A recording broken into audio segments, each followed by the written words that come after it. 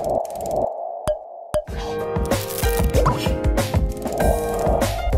guys, ketemu lagi dengan kakak nih. Nah, bagi kalian yang akan mengikuti tes Xinlui, tenang. Kali ini kakak akan membahas 2 materi tentang bahasa Indonesia. Nah, ini untuk persiapan kalian mengikuti tes Xinlui ya. Jadi perhatikan baik-baik dan semoga kalian semua paham. Oke, let's. Nah, hari ini kita akan belajar tentang teks deskripsi. Ini adalah materi kelas 7 SMP dan juga teks berita. Ini adalah materi di kelas 8 SMP. Oke? Nah, yang pertama kita awali dengan teks deskripsi.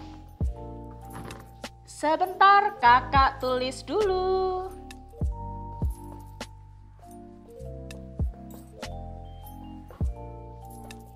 Nah, kira-kira kalian masih ingatkah guys apa itu teks deskripsi? Nah, bisakah kamu mendeskripsikan kakak? Atau kamu ingin mendeskripsikan sekolah Xinlui? Atau mungkin kalian ingin mendeskripsikan rumah kalian sendiri? Nah, di sini guys, teks deskripsi itu adalah teks yang dia menggambarkan suatu objek. Bisa sesuatu hal, atau tentang tempat, atau tentang waktu, atau tentang orang. Nah, dalam hal ini kita harus mendeskripsikannya secara terperinci.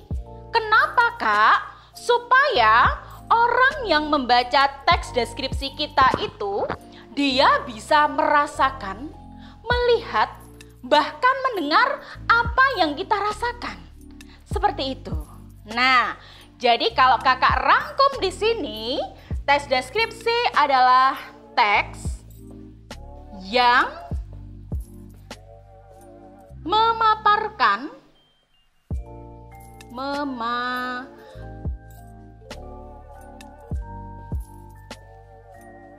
suatu objek secara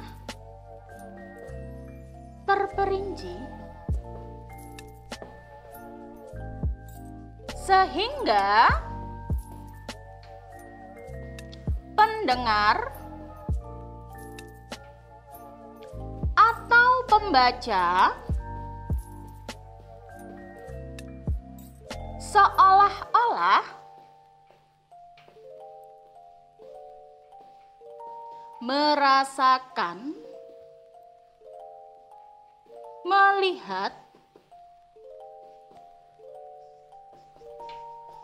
atau mendengar. Nah, seperti itu.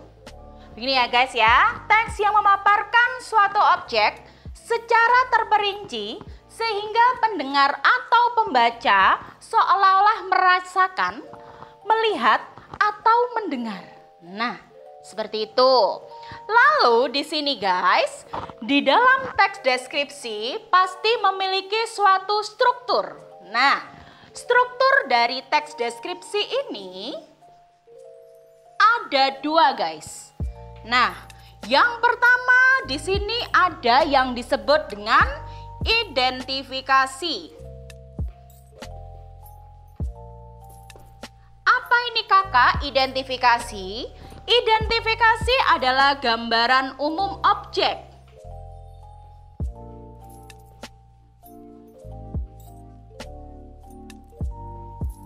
Nah, gambaran umum ini bagaimana sih kak?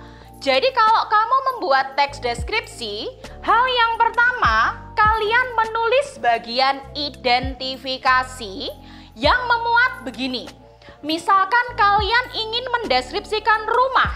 Nah, berarti nanti kalian harus menjelaskan gambaran umum seperti warna rumahmu apa?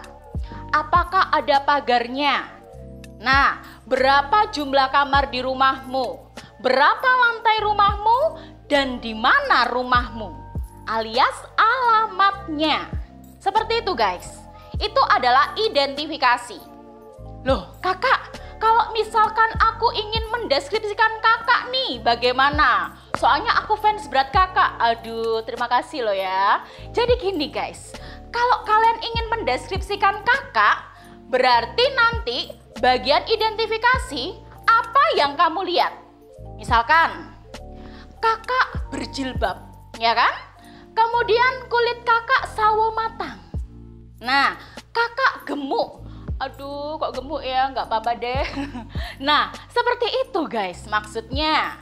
Jadi di sini nanti identifikasi itu hal-hal yang langsung kamu lihat dengan indramu. Oh, kakak ini berjilbab. Oh, kakak ini ternyata gemuk. Nah, seperti itu ya. Jadi ciri-ciri umumnya. Lalu, di sini struktur yang kedua guys.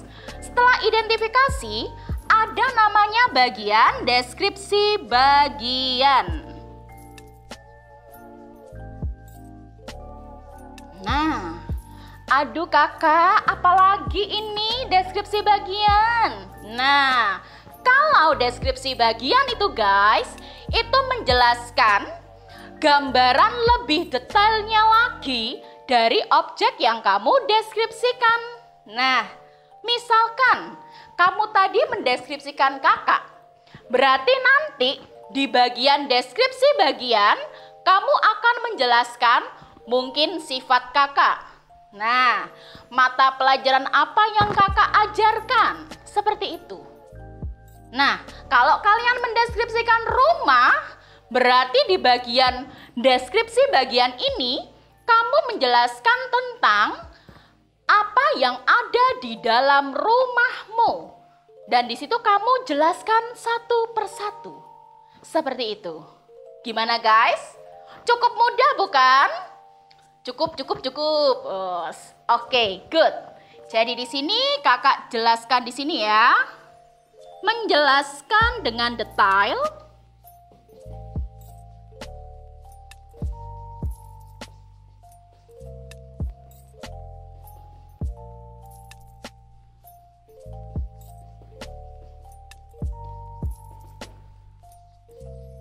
Nah, ini dia. Menjelaskan dengan detail bagian dari objek. Oke, bagaimana di sini guys? Apakah kalian paham atau setengah-setengah? Semoga memori kalian full ya, tercharge dengan baik, dengan 100%. Oke? Nah, sekarang sudah ada pengertiannya, sudah ada strukturnya. Berarti apa yang kurang? Ayo. Apa ya kak ya? Nah, yang kurang adalah kaidah kebahasaannya. Jadi dalam suatu teks, dia mempunyai kaidah kebahasaan sebagai ciri. Ini loh teks deskripsi. Seperti itu guys.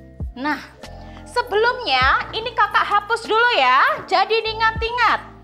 Teks deskripsi menggambarkan tentang suatu objek yang di sini digambarkan dengan terperinci sehingga pendengar atau pembaca itu seolah-olah merasakan, melihat, atau mendengar apa yang kita tulis. Sedangkan strukturnya tadi ada dua. Identifikasi, gambaran umum objek, sedangkan deskripsi bagian menjelaskan lebih detail bagian dari objek itu. Oke guys, semoga paham ya. Sekarang kakak hapus dulu. Sabar, oke?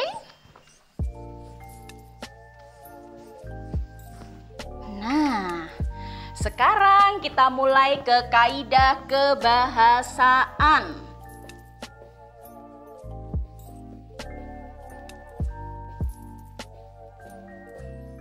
Ini dia. Nah, di dalam teks deskripsi, kaidah kebahasaannya itu kakak hanya menjelaskan cukup 3. Yang pertama, dia ada penggunaan huruf kapital.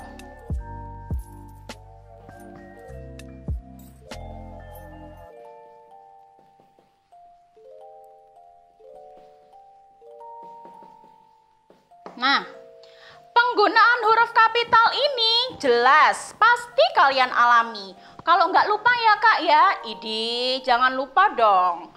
Jadi yang pertama di sini guys, digunakan untuk mengawali kalimat ya. Mengawali kalimat.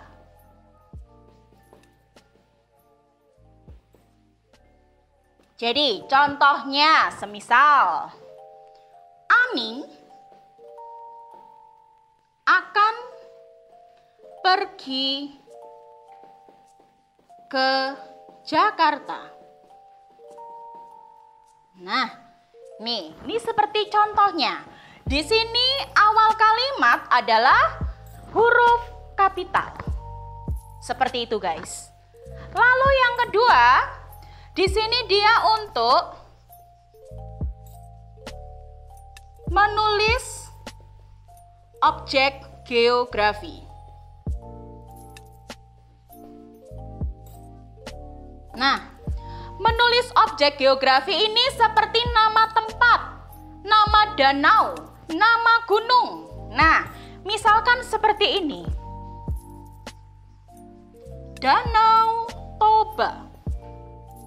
Nah, D-nya dia huruf besar, T-nya dia huruf besar. Tapi kalau seperti ini kakak, Jeruk Pacitan. Apakah benar ini tulis huruf besar? Apakah ini objek geografi? No, bukan. Ini salah ya. Ini seharusnya ditulis huruf kecil. Why? Karena di sini dia bukan objek geografi, guys. Paham di sini? Lalu yang ketiga, di sini untuk menulis nama orang.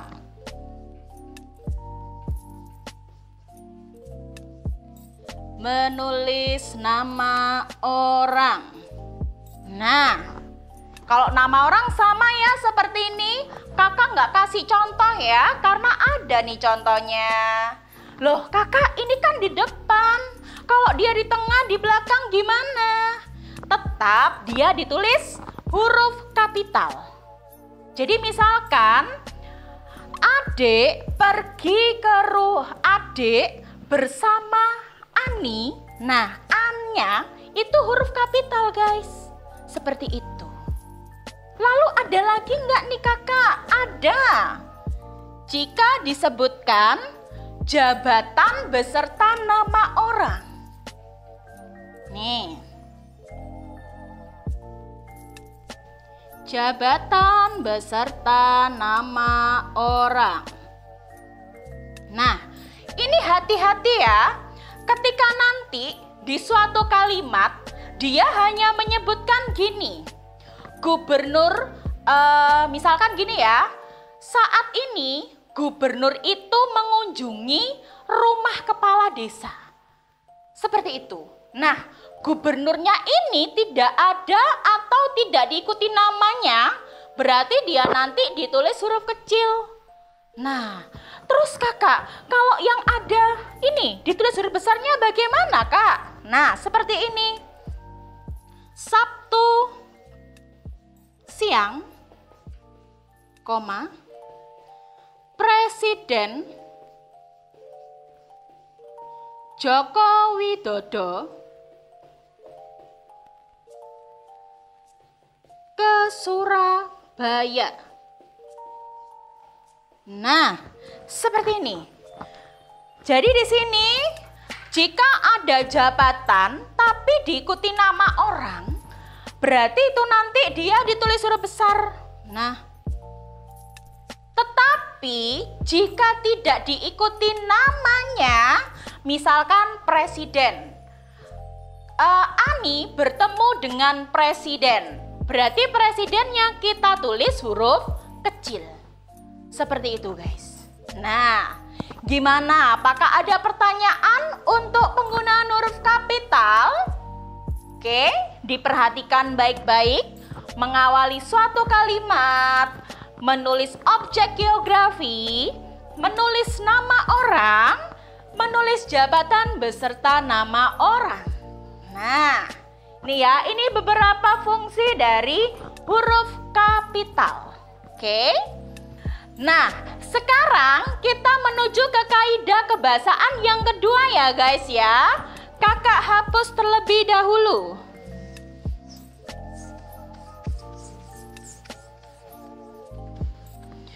Yang kedua, di sini kakak memiliki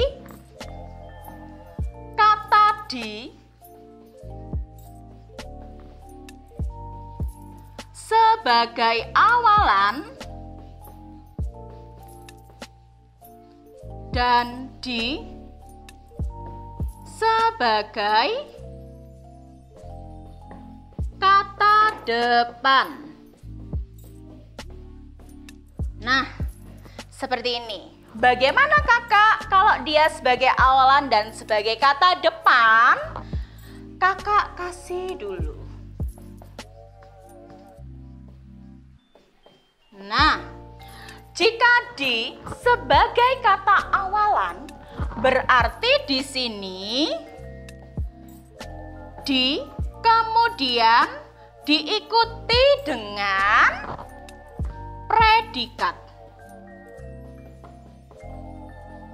Nah, kemudian penulisannya kita gabung.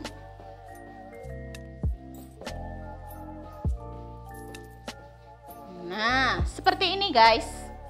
Jadi contohnya nih ya. Bakso itu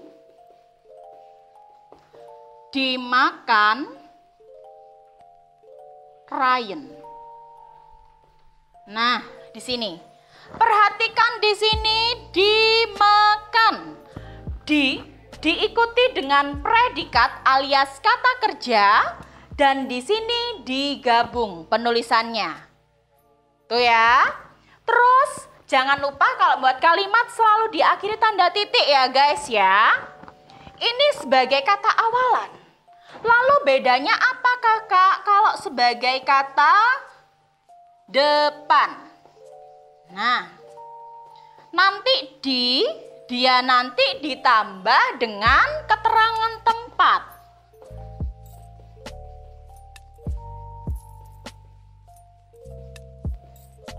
Nah, lalu di sini penulisannya terpisah ya guys ya.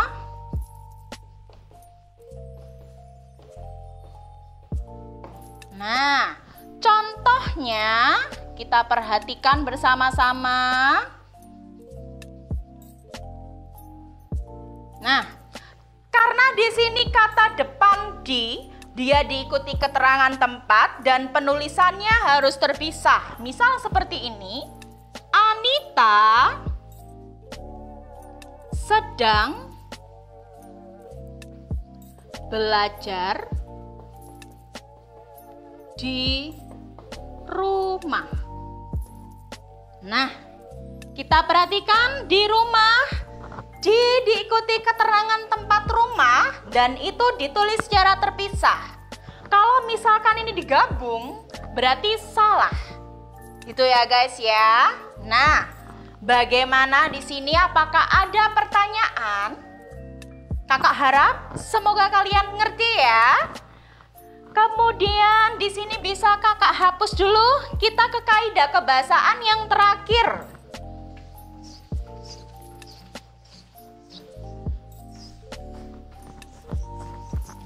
Yang ketiga, di sini kakak mempunyai kalimat efektif.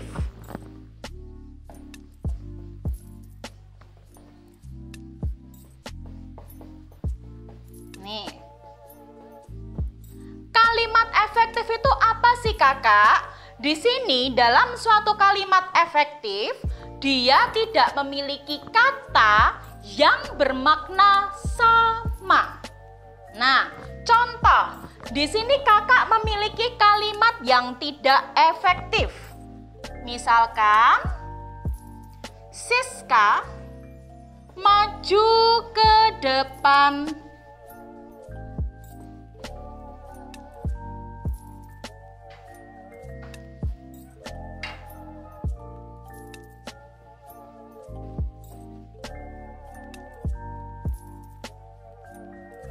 Gini saja, Siska maju ke depan. Nah, sekarang pertanyaan kakak. Orang maju itu biasanya kemana? Ke depankah atau ke belakangkah? Ya pasti ke depan kan? Nah, ini yang disebut kalimat tidak efektif. Karena di sini ada dua kata, meskipun berbeda, tapi mempunyai makna yang sama. Jadi ini bisa kita ubah menjadi Siska ke depan. Nah, seperti itu. Contoh lain nih ya. Nilai Edo amat sangat bagus.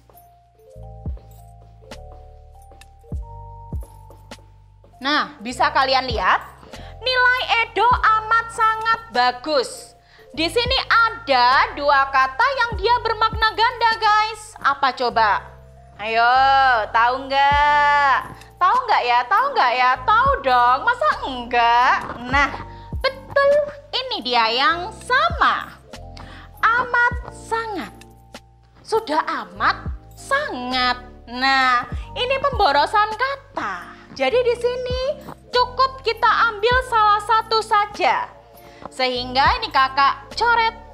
Dia bukan kalimat efektif. Berarti ini kalau kakak ganti menjadi kalimat efektif menjadi gini guys. Nilai Edo sangat bagus. Nah, seperti itu. Gimana guys? Paham? Jadi ingat ya, tes deskripsi tadi kaidah kebahasannya ada 3. Penggunaan huruf kapital. Lalu yang kedua di sini ada kata di sebagai kata depan dan kata awalan gitu ya. Terus kemudian yang ketiga ada kalimat efektif. Tuh, diingat-ingat. Oke. Nah, setelah ini kakak akan menjelaskan materi kelas 8 yaitu teks berita. Nah, ada apa nih guys hari ini beritanya? Apakah mantan kalian putus? Aduh, jangan ya. Harusnya apa? Kabar baiknya semoga pandemi segera berakhir. Sehingga kalian bisa apa? Bertemu teman-teman kalian di sekolah, gitu kan? Oke, kakak hapus dulu ya guys ya. Kakak materinya kok banyak sekali ya kakak ya. Nah, kalian kan mau persiapan Sinlui ya kan? Otomatis harus banyak. Batu denyak, banyak, oke? Nih, di sini ada teks berita. Nah, apa itu kak? Teks berita kak? Ayo, siapa yang masih ingat di kelas 8? Ini materi kelas 8 semester 1 guys. Apa coba teks berita? Nah, teks berita itu adalah teks yang melaporkan tentang suatu kejadian, baik kejadian yang sudah berlangsung atau yang sedang berlangsung.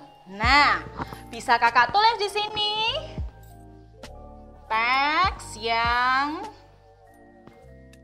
melaporkan tentang peristiwa yang telah atau sedang berlangsung.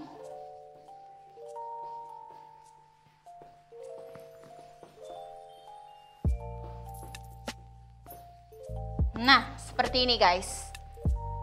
Jadi di sini nanti peristiwa-peristiwa entah itu peristiwa alam, peristiwa sosial itu nanti bisa dipergunakan sebagai teks berita guys.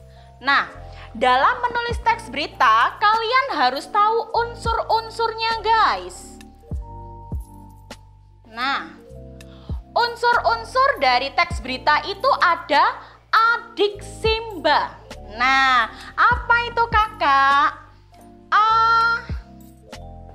dik, simba. Nah, seperti ini. A ini adalah apa? Jadi apa yang terjadi? Peristiwa apa yang terjadi? Seperti itu.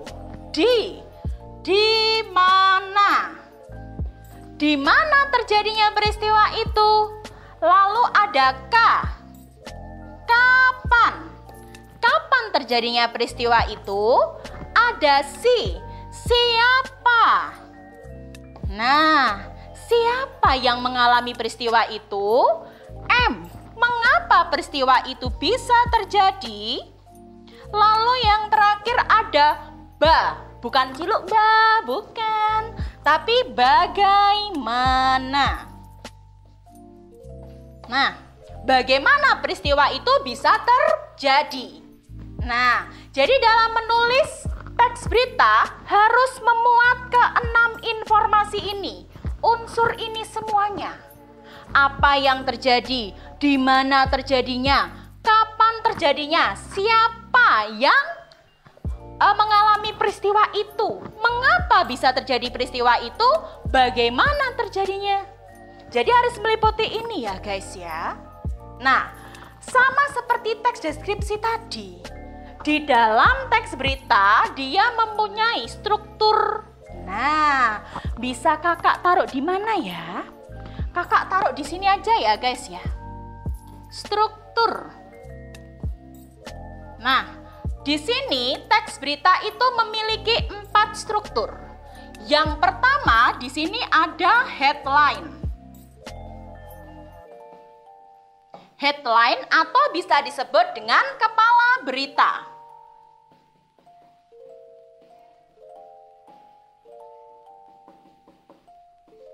Di headline atau kepala berita ini bagian yang mana Kak? Bagian judulnya. Nah, misalkan COVID-19 masih terus terjadi di Indonesia. Nah, berarti ini adalah bagian judul. Oh, itu adalah headline. Lalu yang kedua, di sini ada yang namanya teras berita. Di dalam teras berita ini, dia berisi tentang apa kakak? Berisi tentang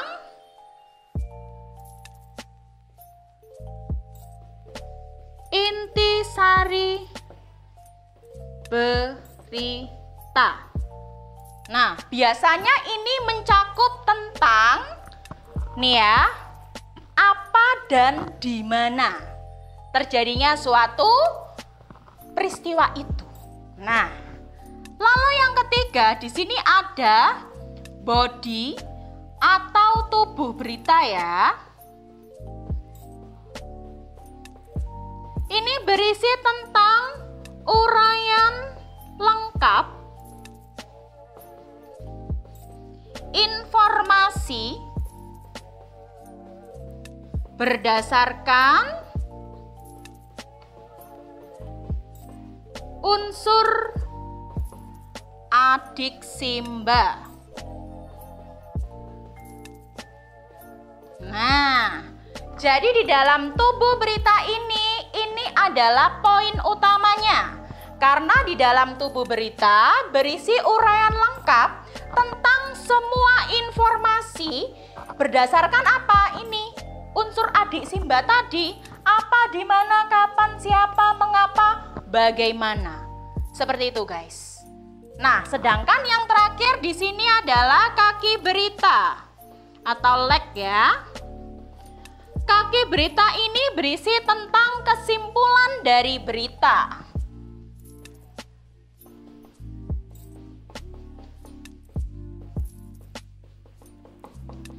Nah, gimana guys? Cukup mudah kan? Jadi strukturnya kakak ulangi kembali ya. Ada 4. Headline itu adalah kepala berita berisi judul. Kemudian ada teras berita itu berisi intisarinya berita. Cukup kejadiannya apa dan di mana. Kemudian ada body atau tubuh berita. itu menjelaskan semua informasi berdasarkan adik Simba. Tapi yang terakhir kaki berita dia berisi tentang kesimpulan. Nah, cukup mudah bukan guys? Nah, sekarang yang terakhir bahasannya adalah tentang kaidah kebahasaan. Nah, jadi yang pertama di sini ada kalimat langsung dan kalimat tidak langsung. Nih, kakak beri contoh ya. Yang pertama kita tulis di sini ada contoh kalimat langsung. Kalimat langsung ini ciri-cirinya ada tanda kutip. Nah, nih contoh ya. Presiden Jokowi berkata, koma, kemudian tanda petik dan diikuti huruf besar. Tahun ini cukup sulit bagi bangsa Indonesia.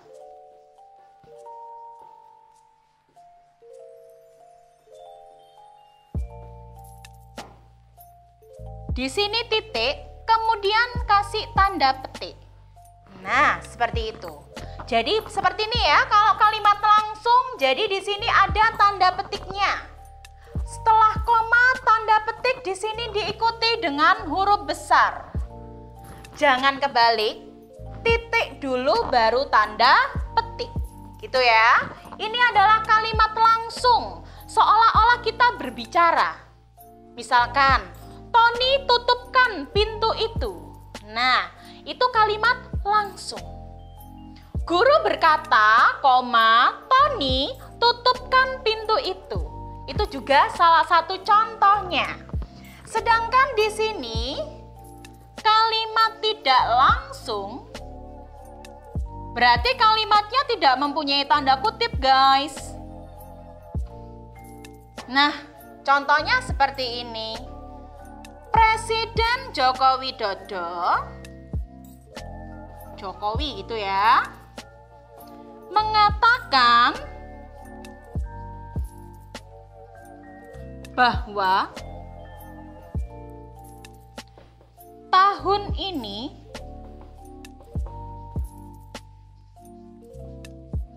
cukup sulit bagi bangsa Indonesia.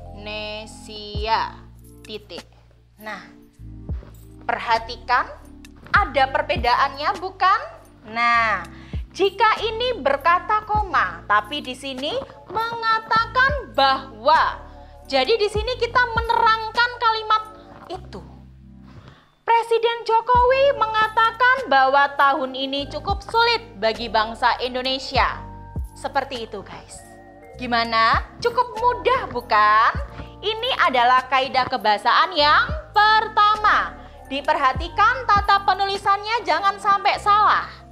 Karena kalau di kalimat langsung, kamu salah menulis. Tanda petik baru titik. Pasti sudah coret-coret. Pasti disalahkan gurumu, guys. Oke? Kakak lanjutkan sekarang yang kedua. Di sini ada kalimat mental. Waduh, kok mental, Kak? Nih, yang kedua di sini ada kata kerja mental. Nah, kata kerja mental ini adalah aktivitas seperti berpikir. Nah, contoh katanya biasanya ada ini, guys. Memikirkan, khawatir, menikmati. Nah,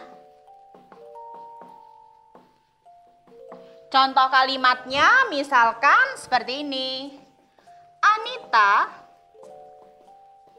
khawatir dengan keadaan temannya. Nah, seperti ini, guys. Jadi istilahnya itu kita merasa, memikirkan berpikir. Kalau khawatir kan, aduh gimana temanku ya, aduh gimana temanku ya. Seperti itu guys. Lalu yang ketiga, di sini ada konjungsi temporal. Contohnya seperti lalu, ketika, kemudian. Nah, seperti ini guys. Contoh kalimatnya seperti apa, Kak? Mereka menangis ketika mendapat bantuan. Nah, seperti ini. Ini contohnya konjungsi temporal. Konjungsi itu adalah kata hubung, guys. Dan di sini contohnya ada lalu, ketika, kemudian, seperti itu. Nah, sedangkan yang keempat, di sini kakak memiliki kata keterangan waktu.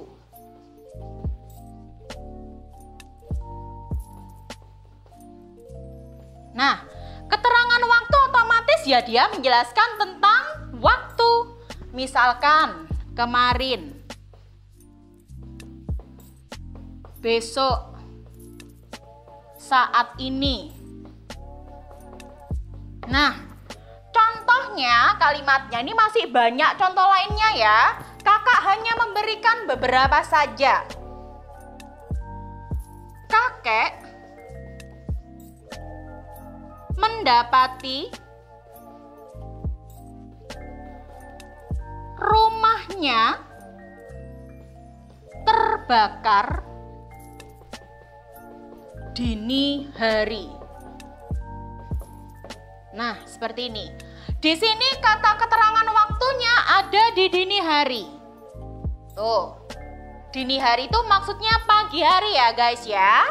Lalu yang terakhir di sini ada kata baku. Nah, kalau kata baku ini adalah kata yang dia sesuai dengan Kamus Besar Bahasa Indonesia. Contoh sederhananya, ada penulisan kata apotik dengan apotek. Nah, nih ayo kalian, pasti Kak Tari yakin kalian sering bilang gini, aku nanti ke apotik, aku disuruh mama ke apotik. Nah, sebenarnya penyebutan kata apotik itu salah ya. Yang betul itu adalah yang apotek. Ini salah. Nah, seperti itu. Lalu, ada zaman dengan zaman. Di sini yang betul adalah yang mana guys? Right, yang zaman. Sedangkan ini salah. Satu lagi. Ada jadwal dengan jadwal. Manakah yang betul? Right, yang jadwal. Terus ada lagi guys, ini yang sering salah. Kakak nggak tahu kenapa kok sering salah ya.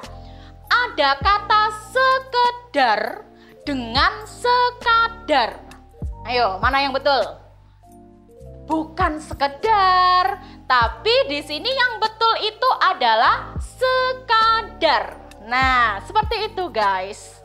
Nah, di sini kakak sudah menjelaskan kaidah kebahasaannya, artinya selesai sudah materi kita hari ini guys.